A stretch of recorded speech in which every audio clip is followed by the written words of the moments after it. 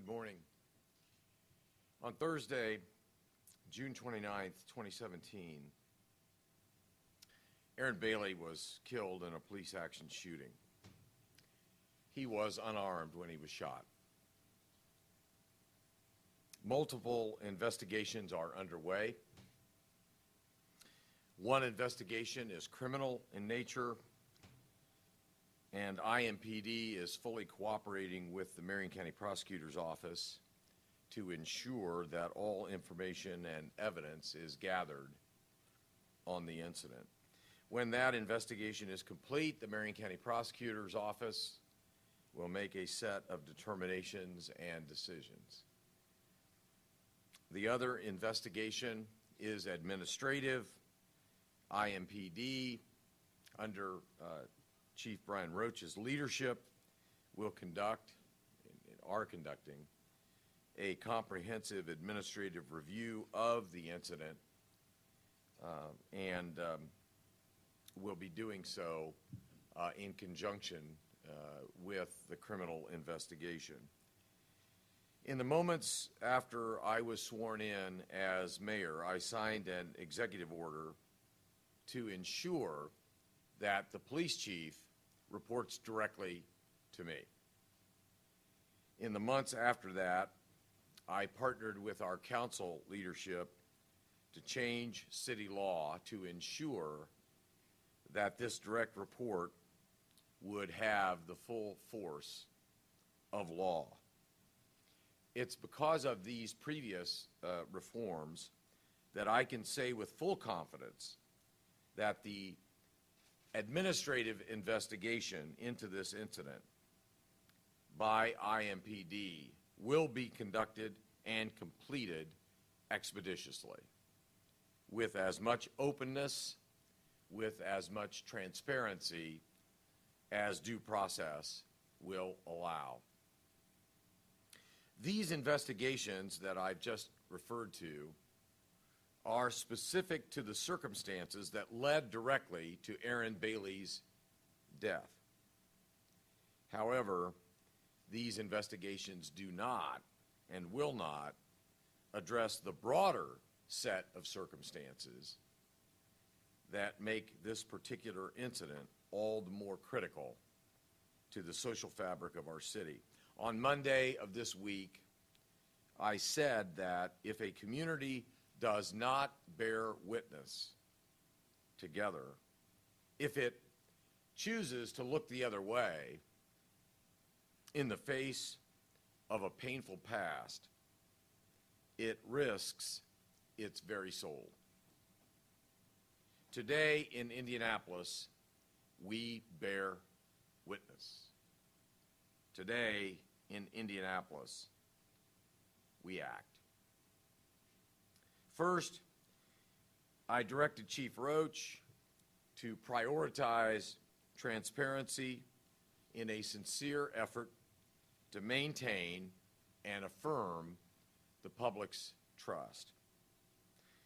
As a result, Chief Roach contacted the Federal Bureau of Investigation and requested the initiation of an independent federal civil rights investigation. I am fully confident, make no mistake, that IMPD will carry out a fair and thorough investigation. But I am also convinced that a separate and additional investigation is appropriate to ensure the public has confidence in the process. As federal prosecutor, I observed that there is no such thing as too much accountability when it comes to the death of one of our citizens and residents. Second, we are not just going to continue to review IMPD's use of force policies. We will change them in order to make them consistent with those best practices developed nationally in the wake of incidents around the country that have cast light on the need to modernize our police practices. Third, we will institute implicit bias training of the trainers, which will include IMPD officers and the community. IMPD and the Office of Public Health and Safety will bring in nationally recognized experts who have worked with the Department of Justice to implement a training of trainers program for implicit bias. This will not only be a program for police officers to train other police officers, but a program in which both the police and community members are working together to implement these types of programs within the community. And I might say this effort will be the first of its kind in the entire country. In addition to these steps, which have already begun, today I am announcing additional measures that the City of Indianapolis will take. First, we will create a use of force review board that will review any incident, every incident, where an officer felt compelled to use any level of force to resolve an issue, be it a physical altercation, the use of a taser, or the use of a firearm. This review will better protect both our law enforcement officers and our community, shining a light on what happened in any particular incident and why. Second, in an effort to best equip our officers during their training, we will establish an Office of Diversity and Inclusion to be located within IMPD's training academy. As police departments across the nation confront policies and training methods that have not kept pace with our society, this new Office of Diversity and Inclusion will ensure all IMPD officers receive wraparound training and continued education that reflects the need of all of the community that they serve. This office will include officers, it will include community members and stakeholders whose mission will be to assess and evaluate the impact of our training and our operational policies on the community. It will identify trends quickly and make necessary changes accordingly. Third, we will change IMPD's training curriculum. We will bring in a diverse set of legal experts to analyze the training curriculum for new officers, along with revising the continued education that all officers receive, with a strong focus on ensuring that we minimize the role implicit bias has in the way our officers interact with citizens in this city. Fourth, in a continuing effort to increase transparency and bring in external resources, we will ask community, neighborhood, and faith leaders for their aid in conducting a comprehensive review of the Citizens Police Complaint Board.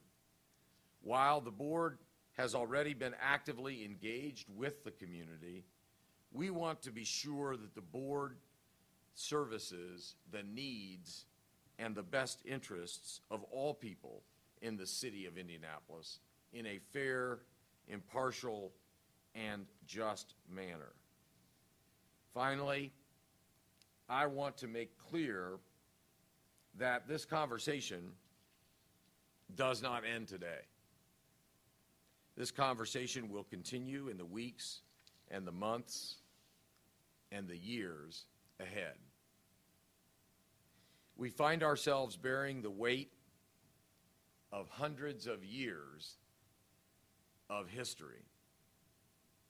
We will not shed that legacy overnight. I wish we could. But neither will we shirk our duty to carry that load. That's my load.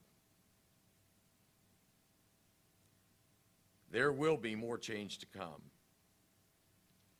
But I am hopeful that these steps will be meaningful in going forward, as we go forward, helping our community cope with these difficult circumstances today and tomorrow and in the days to come.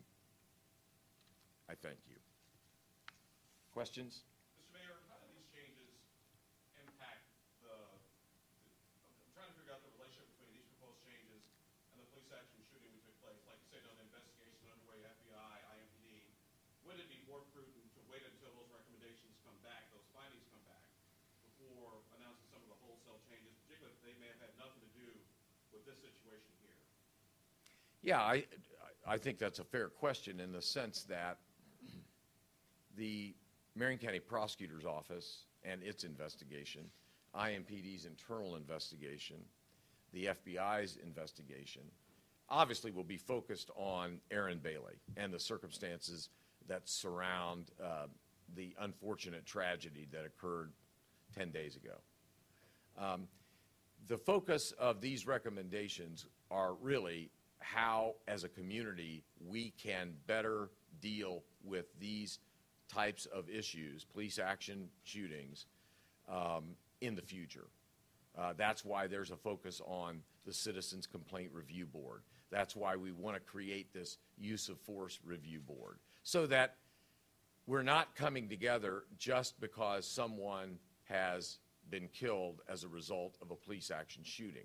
Rather, we want to review, as we do really currently, but in a more formal and collective way, anytime there's a physical altercation, anytime someone is subject to tasing. I mean, anything needs to be, I think, comprehensively reviewed. So, in answer to your question, the steps that we are taking today, admittedly, are more focused on how our community deals with these types of situations in the future, and not so much on the ongoing investigations that will ultimately conclude the factual scenario surrounding the death of Aaron Bailey. Mayor Hogsett, we still got people asking what is openness, what is transparency during this investigation? What are you talking about sharing? Can you break that down in layman's terms? Well, due process for the officers involved require that the process work itself out. Obviously, I don't control what the Marion County Prosecutor's Office is doing. IMPD will be conducting its internal investigation. The FBI will be conducting its investigation. What I can do as mayor is make sure that IMPD and its investigation is as open and transparent, is as timely as we can possibly make it, with all considerations of due process being taken into consideration. So we will try to reach a conclusion as quickly and as effectively as we can, internally and administratively. And then the prosecutor will reach his conclusions, or the office, and the FBI will reach theirs. You've seen cities across the country basically torn up behind situations like this. We've got a rally coming up. What's your message about peace in the city, people attending that rally, people coming that are not from here attending that rally as well?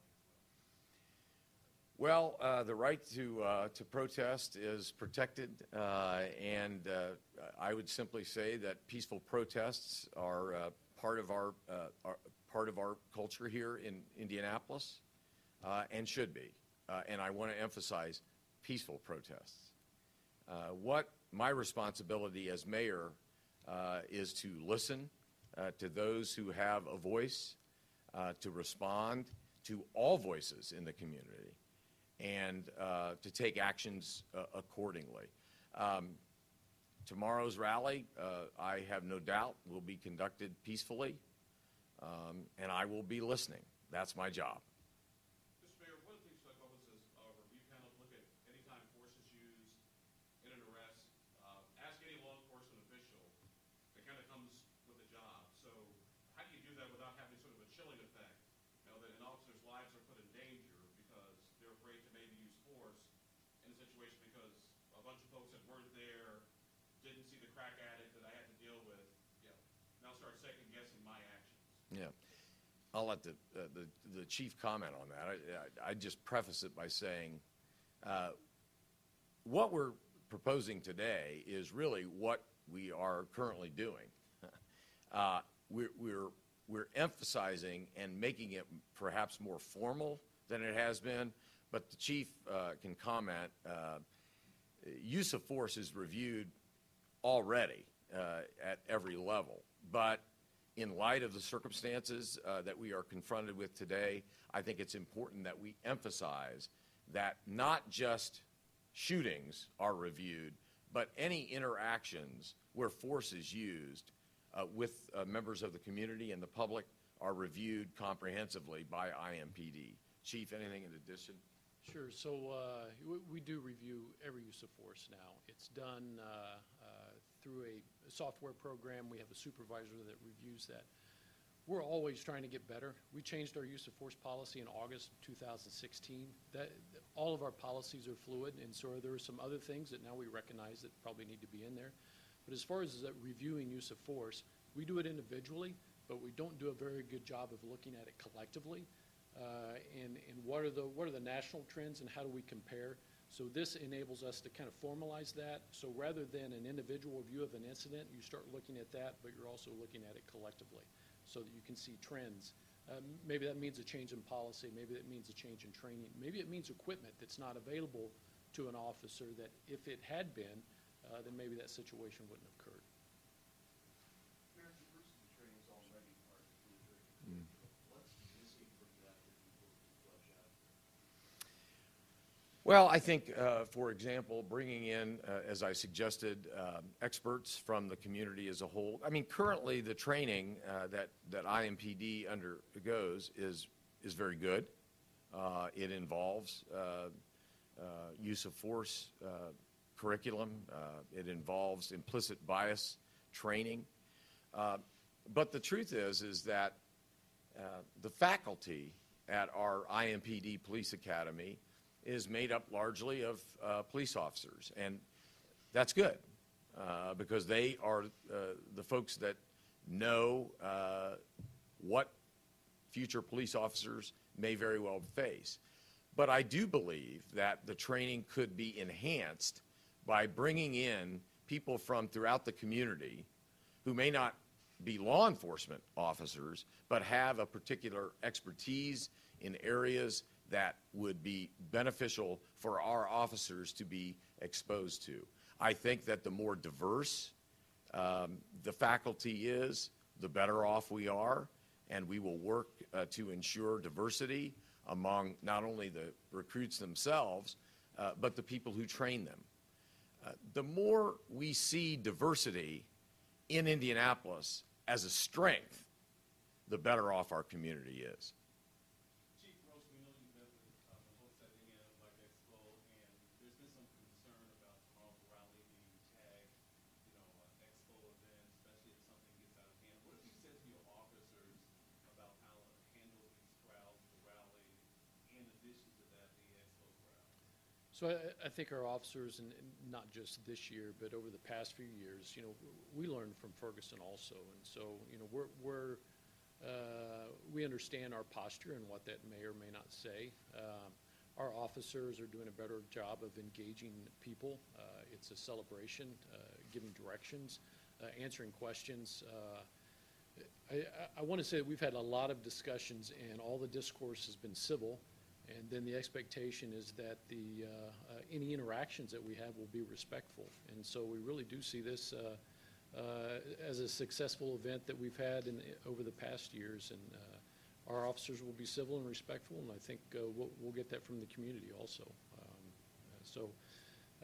Always concerned, we want to protect everybody, and we will. But all the interaction that we have had with those that are expressed concerns about how IMPD has acted from time to time, or perceptions of how we may have done things, those conversations and discussions have been more than civil, and there's a mutual respect that any interaction that we have will be respectful. There's been about a dozen and a half or so police action shootings over the last couple of years. Why is this one different than what's happened before? Chief, you want to? Obviously, the circumstances are different. I think, and the mayor did a good job of explaining it. It's really what we're talking about today. It's not this. I don't want to diminish this incident at all. It's tragic, but this is a national discussion that has come home. And so what we're trying to do, and what we've done in the past, is identify those issues and those problems.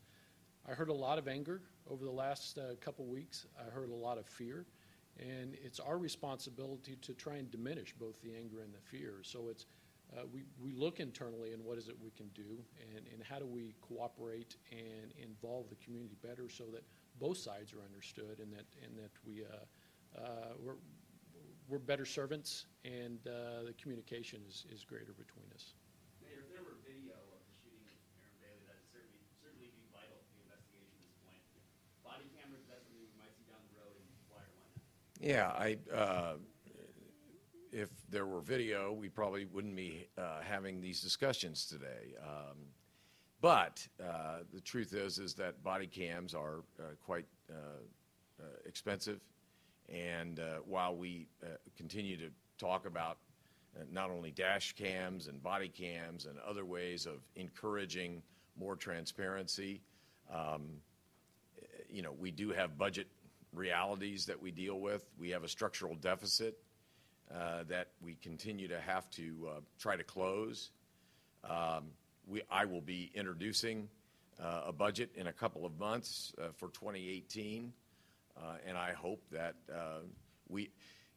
our focus over the last couple of years has been on adding additional officers, which is not an inexpensive item.